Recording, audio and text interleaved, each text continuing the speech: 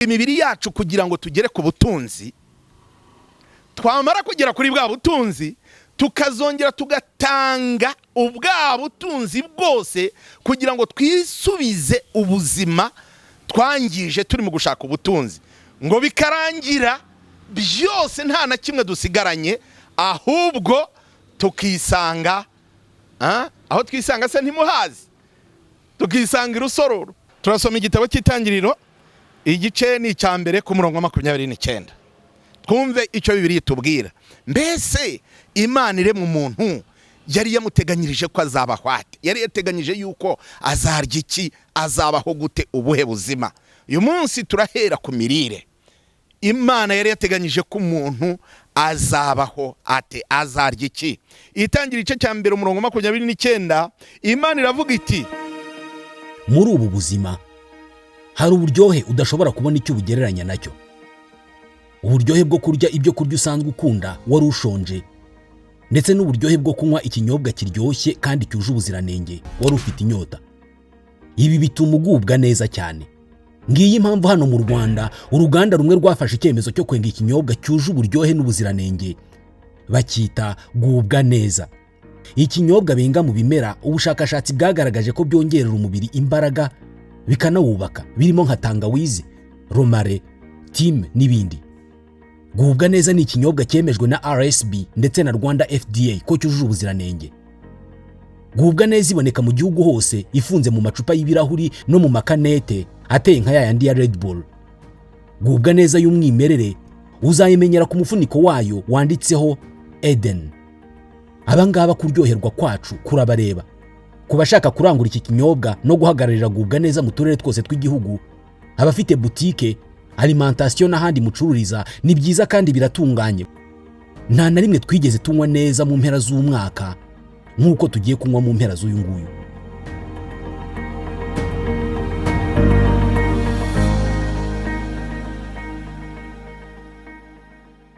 Yes, kuba dukurikiye mwese twongeye kubaha ikaze ku biganiro byacu by'uruhererekane, cyane cyane bitubwira kuri password z'ubuzima. Ni gute dushobora kugira ubuzima bwiza, ni gute dushobora kubaho tunezerewe, dufite umunezero. Kugira ngo rero tugire umunezero, twabonye yuko uko tugomba kuba successful hari ibintu agomba kwitaho. Uyu munsi turaza kwibanda cyane kuri password. Uyu munsi turaza kwibanda kuri password ya kabiri. Password ya kabiri ikomeye cyane, password ijyanye n'ubuzima. Ubuzima bwacu bwa buri munsi. Uyu munsi nibwo turi bwibandeho, aho turi burebe inzira 7 Imana yashyizeho. Inzira 7 Imana yaduhaye dushobora kugiriramo ubuzima bwiza. Turatangirira ku nzira ya mbere, ibyo kurya, imirire, nutrition. Inzira ya kabiri ni exercise. Inzira ya gatatu ni amazi. Inzira ya mbere ni imirire, inzira ya kabiri ni ugukora siporo, inzira ya gatatu ni ukunywa amazi, inzira ya kane ni kota izuba, icyo bise sunshine, inzira ya gatanu ni temperance. Yes, temperance ni ugushyira ibintu mu rugero. Hanyuma ya gatandatu ni air cyangwa umwuka. Inzira ya karindwi ni rest, ni ikiruhuko, abantu bagomba kuruhuka. Inzira ya munani ni trust in God, trust in divine power. Tugomba kugira uburyo twizera, tugomba kugira uburyo twizera Imana. Nutrition, exercise, water, sunshine, temperance, air, trust. Ibi bintu rero turabinyuramo, tugiye kuzabanza tubinyuremo umunsi ku munsi. Duhereye ku cyambere, tuzahera ku mirire. Imirire yacu iragoye cyane, ariko ni ikintu gikomeye, ni ikintu tugomba kwitaho, ni ikintu tugomba kwitaho nk'uko turi buze kubibona. Imirire ni kimwe mu bigize umuntu, ni kimwe mu bishobora kukuzanira umunezero, ariko nanone ni kimwe mu bintu bishobora kukuzanira umubabaro ubuzima bwawe bwose. Imirire yawe igomba kwitonderwa. Ibyo urya, ibyo ushyira mu nda, ibyo ushyira muri wowe ugomba kubyitondera. Hano baduhaye ni nk'imfashanyigisho baduhaye. Batubwiye ko plant food advantage, batweretse yuko kugira ngo dushobore kurya neza, kugira ngo dushobore kubona ibyo kurya byiza, ari uko tugomba kwisunga ku byo kurya bituruka mu bimera. Bibiliya niko itubwira mu gice cya mbere ku murongo wa 29 turasoma igitabo cy'Itangiriro igice ni icya mbere ku murongo wa 29. Twumve icyo Bibiliya itubwira.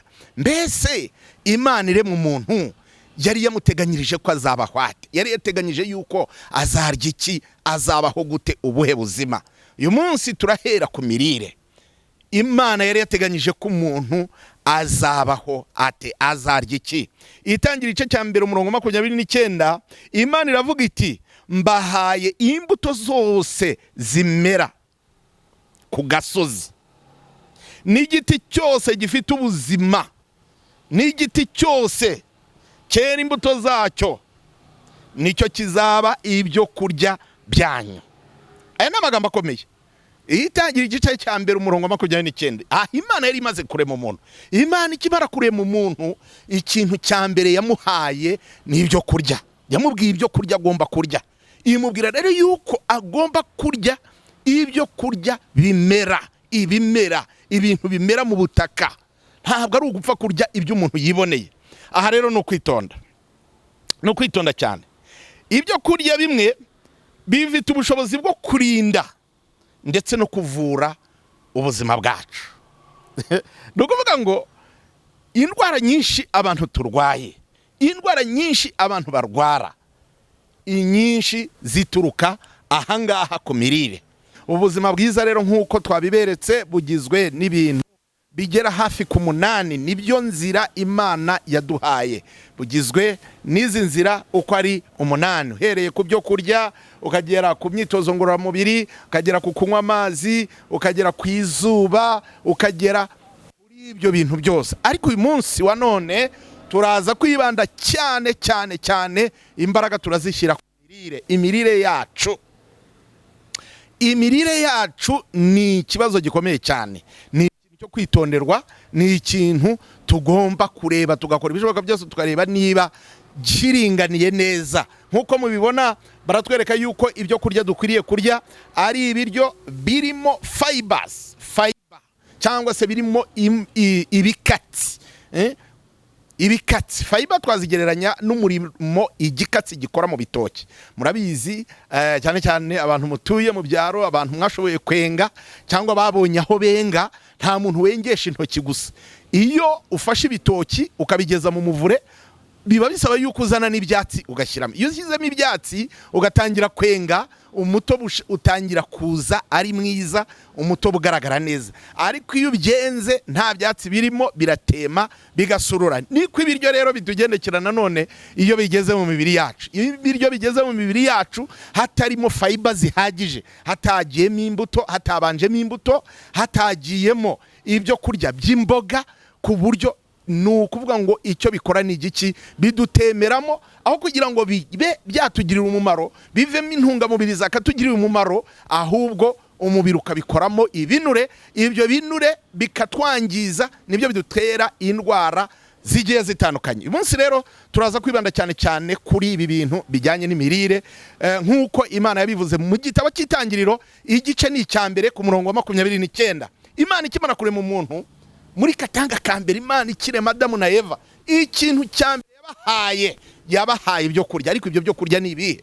Turasoma Itangiriro igice cya mbere ku murongo wa 29. Haranditse ngo kandi Imana irababwira iti dore mbahaye ibimera byose byera imbuto biri mu isi yose, n'igiti cyose gifite imbuto ziri mu tubuto twacyo, bizabe ibyo kurya byanyu. Ngira ngo ahangaha harasobanutse neza. Imana irababwira iti mbahaye ibyo kurya biri mu gasozi, bimera, ibimera. Ibyo kurya twakagombye kwibandaho nk'uko tuzabibona muri ibi byigisho byacu umunsi ku munsi. Niba dushaka kuba bazima, niba dushaka kugira ubuzima bwiza, password nta yindi, ni ukwibanda cyane ku byo kurya bimera. Ibi bintu muri mu kureba mu supermarket bigiye bitandukanye, ugenda ukabona bimwe biri mu bikombe, bimwe birasa neza, ibindi birasa nabi, ibindi ntiwamenye ubwoko bwabyo, biravangavanze, bimwe birumye, ibindi biratose, ibindi birimo amazi, ibindi birimo urugimbi, ibindi birimo. Ibyo bintu niba ushaka kugira ubuzima bwiza, niba ushaka kugera ku iterambere, ni ibintu ukwiriye kwitondera.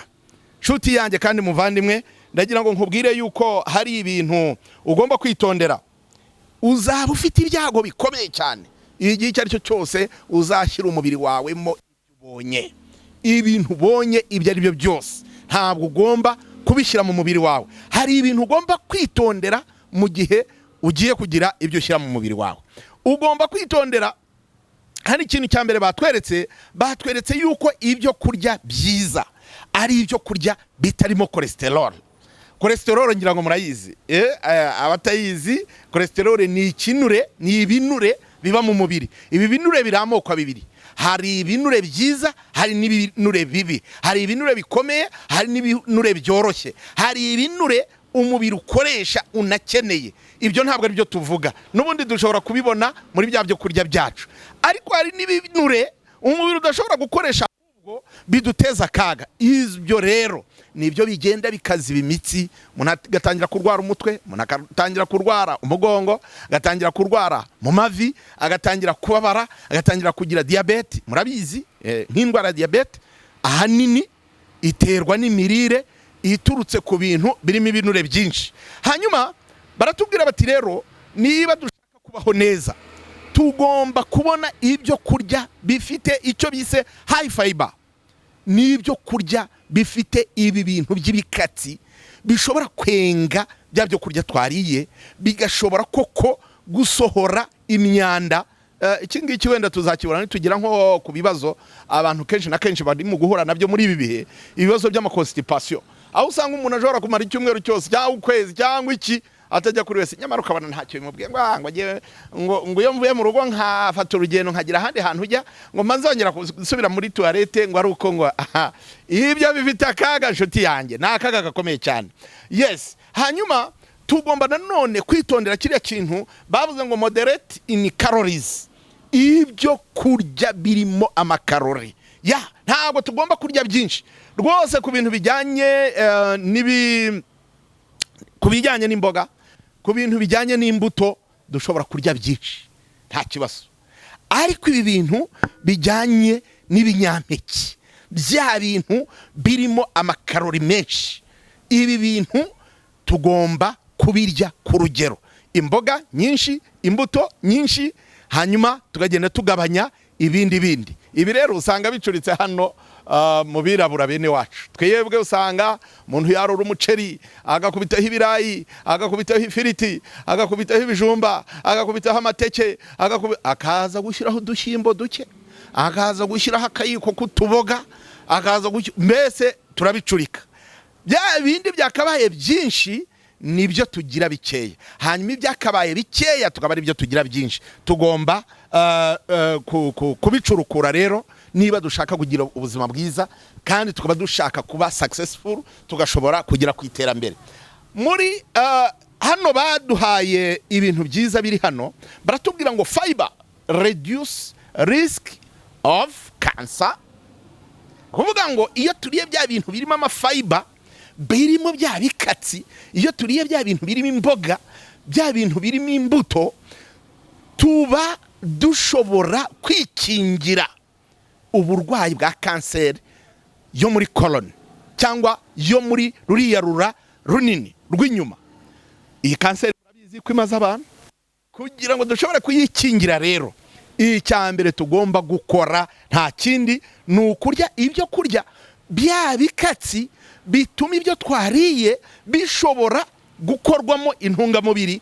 Ibikatsi bisigaye cyangwa se imyanda isigaye nayo igashobora gusohoka, ntijye kwirema ngo yivanemo ibinure bizajya kudusandaza bikatwangiza. Icya kabiri baratubwiye ngo gallbladder disease, indwara zo kuri kariya gasabo. Urumva ubu ngubu abantu benshi cyane murahura akakubwira ati bansanzemo amabuye tekereza, kugira ngo barinde bagusangamo amabuye. Birasaba yuko bajya kumbaga kugira ngo bankuremo amabuye. Ibyo bintu rero kugira ngo dushobore gutsinda icyo kigerageza, kugira ngo iyo ndwara dushobore kuyitsinda, ni ukurya ibyo kurya birimo ibikatsi, imboga n'imbuto cyane cyane. Kurya imboga n'imbuto tuzareba urugero nabyo, ariko tugomba kubiriraho n'igihe tugomba kubirira, n'ingano z'ibyo n'ingano y'ibyo tugomba kurya uko bigomba kuba bingana. Ikindi bavuze ni ku mitsi. Iyo turiye ibyo kurya birimo imboga n'imbuto, birimo biriya bintu byitwa fiber, birimo biriya bikatsi, tuba turimo kwikingira indwara z'imitsi. Aha rero ni akaga. Abantu barivuza nibyo, barirwa kwa muganga, ibitaro birashingwa sinakubwira, ibitaro byiza sinakubwira, biravuka buri munsi, abaganga rwose b'abahanga barimo baraturuka hirya no hino, ni byiza, ariko kwikingira neza cyangwa gutuma ubuzima bwacu bushobora kugenda neza, tugashobora gutekereza neza, iyi mitsi tukayikingira kugira ngo tutarwara izi ndwara z'imitsi zimereye abantu nabi, nuko tugomba kurya ibi byo kurya birimo imboga, birimo imbuto. Kandi buri imboga turamutse tuziriye ari mbisi byaba byiza di.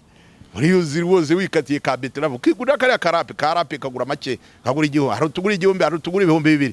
Wowe ukoza beterave yawe ukayirapa, ukoza karoti yawe, sina ngombwa kunazihiye, ushobora no kuzihinga, si ngombwa kujya no kubigura. Guhinga karoti no ku rubarazi wawe wazihinga, guhinga beterave no ku rubarazi wawe wazihinga, sina ngombwa kujya kubigura, kuko nibyo ujya kugura ntabwo byizeye neza. Ariko buriya wihingiye twa beterave, ukihingira twa karoti twawe, warangiza ukaba wifitiye amasho yawe nkangahe mu rugo iwawe, ko amasho twabonye yuko ushobora no kuyahinga no mu mifuka. Buranja shimira cyane leta y'u Rwanda ku bukangurambaga yagiye izana. Hari ubukangurambaga bukomeye cyane leta izana, abantu bakabubona nk'umusaraba, ariko ari ubukangurambaga bugendereye kutugeza ku buzima bwiza. Ubukangurambaga bwari bugamije akarima k'igikoni, bwari ubukangurambaga bwo kugira ngo dushobore kubona koko iyi fiber yuzuye ihagije mu mibiri yacu. Ariko abantu babiciye amazi n'ababikoze ubu byarasibamye, uyu munsi nta bigihari. Ako nta kaga gakomeye. Tugomba kubona isoko yo kubonamo fibers. Twumviye inama za leta, buriya leta ni umubyeyi, nyamara leta iba yagerageje, bati nyamuneka akarima k'igikoni twamara kugahinga, bamara kugenda bamaze gukora evaluation n'iki byose n'imihigo, ubwo sinakubwira tuheza tubisenya tuti icyo byari bigendereye kirarangiye. Oya, ntabwo icyo byari bigendereye kirangiye. Icyo leta yari ishyizeho umwete, icyo yari ishyizeho imbaraga, icyo leta yashakaga kwari ukugira ngo tugire ubuzima bwiza, tubone koko ubuzima bwiza, twe kurwara zino ndwara zigiye zitandukanye. Yes, hari indwara za obesity. Indwara ya obesity obirishi. Narindi mu gusoma mu gitondo, ubwo narindi mo nsoma kino cyigisho ndimo kugisubiramo neza, narindi mu kureba imibara ahantu igeze. Imibare ya obesity igeze kure cyane. Muri Amerika ho barakwereka yuko 75% by'abantu by'abanyamerika uyu munsi wa none bafite kino kibazo cya obesity. Kandi obesity cyangwa se umubyibuho w'ikirenga, kugira ibiro birenga kubyo utegetswe kugira. Mbibutse yuko kugira ngo ushobore gupima ibiro byawe, gupima indeshyo yawe, kugira ngo ushobore kumenya ibiro wagenewe ugomba kugira, ni ugupima uburebure bwawe. Niba ufite metero na santimetero 30, ugomba kugira ibiro 30. Niba ufite metero na santimetero 70, ni ibiro 70. Niba ufite metero na santimetero 90, ni ugomba kurenza ibiro 90. Uretse yuko buriya mu biro 90 ni fer rouge, uba uburi muri rouge. Hejuru y'ibiro 90 ubundi kuzamura ni muri danger, no kuhitondera. So obesity, umubyibuho ukabije uyu munsi ugeze hehe? Tutiriwe tujya no muri Amerika, sohoka hano muri uyu mujyi wa Kigali urebe abantu bakunyuraho, inda ziragera iriya, abantu b'abapapa, abantu b'abasore, inda ziragera iriya, abantu bafite umubyibuho uteye ubwoba, abantu urajya gusanga ugasanga arapima 120, arapima 100, arapima 150. Ako ni akaga gaterwa n'iki? No kwirohamo ibyo kurya bigiye bitandukanye, bitarimo fibers, bitarimo imbuto, bitarimo imboga. Ibyo rero ni akaga gakomeye. Indwara ya hemorrhoid nayo ntabwo twayibagirwa. Hemorrhoid uyu munsi wa none, karizo, ntegereza yuko ariyo ndwara abanyarwanda bita karizo. Abenshi bararwaye iyi indwara ya karizo. Ni akaga gakomeye cyane. Kubera iki? Kubera yuko ibyo turya aho kugira ngo biduhindukiremo intungamubiri. Murabizi yuko turiye ibyo kurya, tuba turiye amoko atatu y'ibyo kurya. bwa mbere tuba turiye ibyubaka umubiri wacu wubakitse. Nababwiye yuko kugira ngo umuntu abe yubakitse, umugabo agomba kuba yubakitse, umugabo agomba kuba yubakitse, arubakitse kuva hasi kugera hejuru. Aba agomba kuba afite imbaraga zishobora kumuvana hangaha akazunguruka i Kigali n'amaguru. Ariko nubona udashobora kuvanga ujye hariya ku irembo, ngo uvaho ujye hariya Nyabugogo, uve hano ujye hariya i Remera, uve hano bakubwira batari ko nimusimbuke mugere ku Murindi mugaruke, uti murabanza ndatega, uzamenye ko ari akaga gakomeye cyane. Ibyo rero icyo bidukururira ni iki? Ni ukurwara izi ndwara za hemorrhoide kubera kutarya iki? Ibyo kurya birimo fiber, birimo ibikatsi byo gutuma bya byo kurya byacu bisukurwa, imyanda ikajya ukwayo, noneho n'ibyo kurya byiza cyangwa se intungamubiri zikajya ukwazo. Ibyo kurya turya bibamo amoko, bitugirira akamaro mu nzira eshatu. Inzira ya mbere habamo ibyubaka umubiri, habamo ibitera imbaraga, hakabamo n'ibirinda indwara. Ibi bintu nibyo kwitonderwa igihe cyose ugiye kwicara ku meza yawe. Ndakubwiye, niba ugiye kwicara ku meza, ukaba ugiye kwicara ku meza kugira ngo utangire kurya, ugomba kubanza kureba ibyo kurya byawe, ukabigenzura neza, ukabyitondera, ukavuga utari ko ibi birubaka umubiri, ibi se biri butere umubiri wanjye imbaraga, ibi se biraza kuwurinda indwara. Ukabireba ibyo bintu uko ari bitatu ujye ubanza ubirebe ku isahane yawe. Niba ibyo bintu utabireba ku meza, ayo meza nushaka ujye uhagurukaho nta kintu akumariye. Niba utarebaho ibyubaka umubiri, ibintu bishinzwe kubaka umubiri wawe ku buryo uba ari umubiri w'umugabo kuko, cyangwa ari umubiri w'umugore. Umubiri w'umugore wo tuzawugarukaho ikindi gihe. Ugomba kuba ari umubiri urembye, ugomba kuba ari umubiri usa neza, ugomba kuba ari umubiri ugaragara neza. Uwo mubiri se urawukura muki? Yes, abenshi barimo barashaka kuwukura muki, barawukura mu mavuta. Oya, siga imbere, inyuma hazizana ntugire ikibazo. Nuko rero tugomba kubona ibyubaka umubiri, tukabona ibirinda indwara, tukabona n'ibitera imbaraga. Ibyo bintu uko ari bitatu iyo tubibonye, kandi ibi byose dushobora kubibona tunyuze muri biriya bintu byacu by'imboga, byo kugenda tunyuranya imboga, tunyuranya n'imbuto, hanyuma tugafatiraho ibindi byo kurya bikeya, ariko ibyo ngibyo byamaze kuboneka. Reka rero mbabwire yuko ikiganiro cyo nakagaruka. Password muyibuke y'uyu munsi yariri mu itangiriro igice cya mbere ku murongo wa 29, ngo nuko Imana ibaha ibimera byose, imbuto zose zirimo utubuto, kugira ngo bizabe ibyo kurya byabo. Turi mu nzira y'iterambere, dushaka kugera ku iterambere, dushaka kugera ku iterambere twifuza. Ndabifuriza yuko uyu murongo wa Bibiliya tutagomba kuwibagirwa. Ntabwo tugomba kureba ku buhanuzi gusa, ntabwo tugomba kureba ku bindi byose ngo turebe ku masengesho, turebe kuki, twirengagiza iby'Imana yatubwiye, kuko ibi bintu Imana yarabivuze, nabyo yarabivuze. Ntabwo burya yavuze ibyo kuvuga indimi gusa, ntabwo yavuze ibyo gukira tukaba abaherwe tukagira. Oya, yavuze n'imirire, ivuga n'iminywere, byose tuzabireba. Ivuga na exercise, nayo tuzayireba. Ese Imana ivuga yuko tugomba gukora siporo, tuzabireba. Ese Imana ivuga yuko tugomba kuruhuka, nabyo tuzabireba. Ese Imana itubwira iki? Yes, rero ndabifuriza kugera ku bukire, ariko ubukire butarimo ubuhumyi, butarimo ubujiji.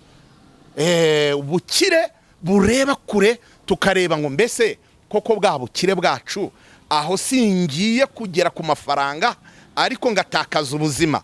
Nubona amafaranga ugatakaza ubuzima, kazaba ari akaga. Umuhanga umwe ariho dushoreje yaravuze ngo dutanga imibiri yacu kugira ngo tugere ku butunzi, twamara kugera kuri bwa butunzi tukazongera tugatanga ubwa butunzi bwose kugira ngo twisubize ubuzima twangije turi mu gushaka ubutunzi, ngo bikarangira byose nta na kimwe dusigaranye, ahubwo tukisanga aho twisanga se ntimuhazi, tukisanga irusororo, tukisanga mu irimbi, tukisanga bwa butunzi bwose tubukukumbye, abana, umugore, umuryango, inshuti, abavandimwe, tukabasiga mu bibazo.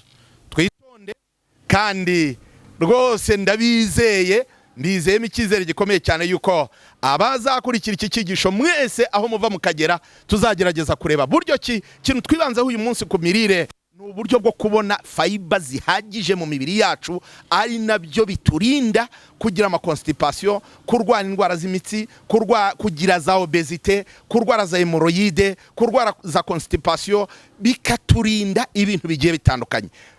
Tugere ku bukire kuri iyi password, turwana no kugira ngo turye indyo nziza kandi iboneye yuzuyemo fiber.